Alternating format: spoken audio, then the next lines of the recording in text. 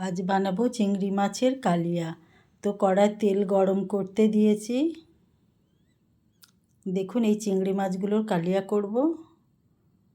তেল গরম হয়ে গেছে। এবার একটা একটা করে মাছগুলো ছেড়ে দেবো গরম তেলের মধ্যে।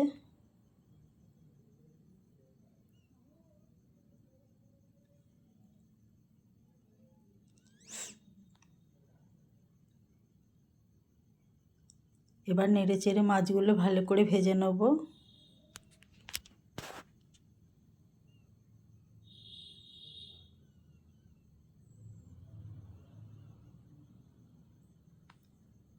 মাছগুলো ভাজা হয়ে গেছে, এবার তুলে নেব।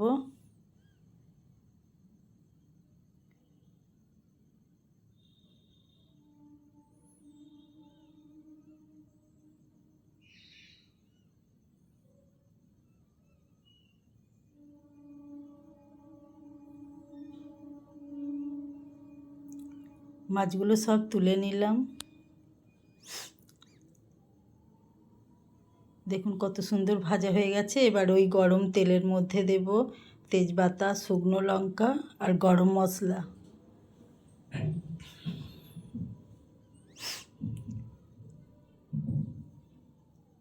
মাছের স্বাদের জন্যে দেব চিনি,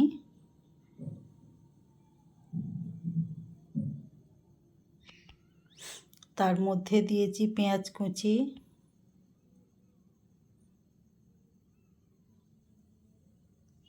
দিয়ে ভালো করে নেড়ে চেড়ে পেঁয়াজটাকে ভেজে নেব।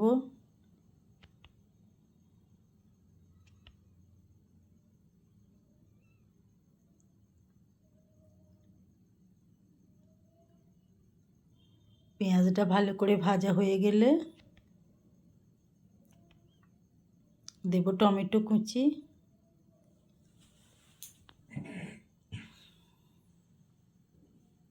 টমেটোটাকেও ভালো করে ভেজে নেব।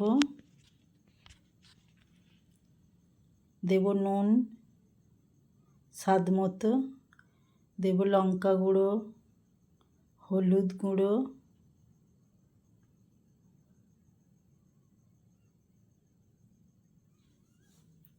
দিয়ে আবারও ভালো করে মশলাগুলো ভেজে নেব।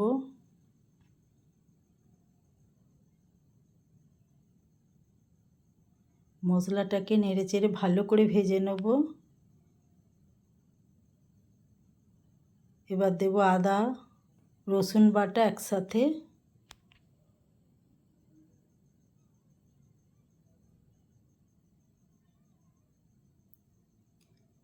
এবার দেব চারমগজ, কাজু আর পোস্ত বাটার পেস্ট।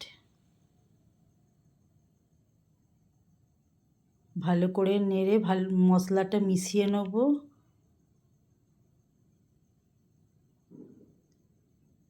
মশলাটা রেডি হয়ে গেছে। এবার ওর মধ্যে দেব জল,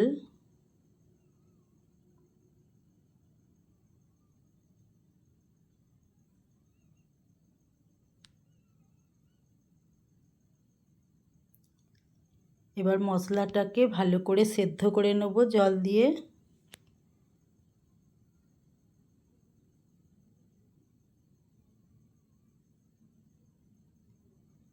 ভালোভাবে ফুটে গেলে ওর মধ্যে দেব ঘি,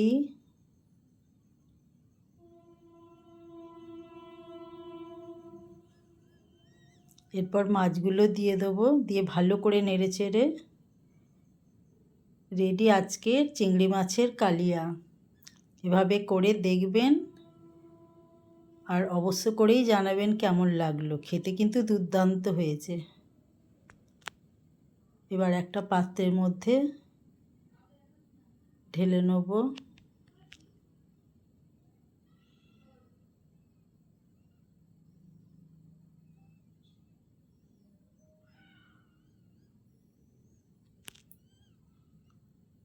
পুরো রেডি।